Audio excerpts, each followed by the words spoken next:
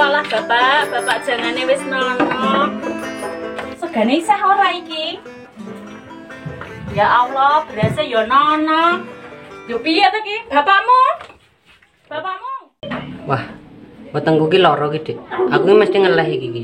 Lah ya sampean kan pancen ket mau durung madang to. Jajal tak ingokke sik. Jajal tak ingokke sik ya, Mas. Yo. Wah, dina iki kok masak apa ya? Wah lah, kok segane ra ono. Lah, jangane barang entek. Mas, ora ono apa-apa ki. Dina iki ibu kayane ra masak, beras entek, jangane barang entek. Yo piye to ki? Bapakmu? Walah bapakmu. Walah bapakmu. Segane karo jangane iki entek. Ora mah mi dolanan manuk. Walah bapakmu beras ora jangane iki entek. Ha kowe kami dolanan manuk wae. Anak bojomu pakane apa? Loh, kebutuhan lho, Bu. Kebutuhan apa kebutuhanmu? Kowe kuwi lho Pak dikandani wong wedok anane ning geceki manuk. Wis tak guang ki. Aja to, Bu. Aja kok Bu. Kae lho anakmu kae ngelah ning jero. Pemingat pakane Kae bapak karo ibu kan apa to Mas kok ribut wae iki?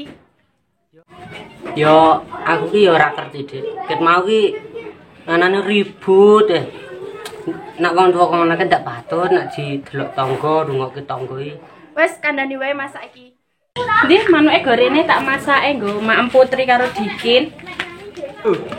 Walah mi barang manuk sakmene kok karo bapakne geceli wae. Ngasek lali wayahe nempur barang.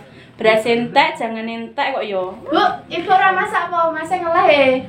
Ibu ora masak deh wong berase karo bumbune yo entek. Masak apa Dek? Masak iki yo? Ya, Wis, manukku, Bu. Masake iki sik. Ojo, Bu. Iki tak masak, Pak. Ojo. Iki tak masak. Ojo iki. Yo piye, Dek? Adik amangan apa?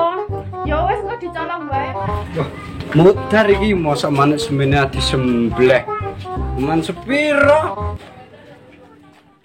Manuk kesayanganku minggur setak iki adi masak.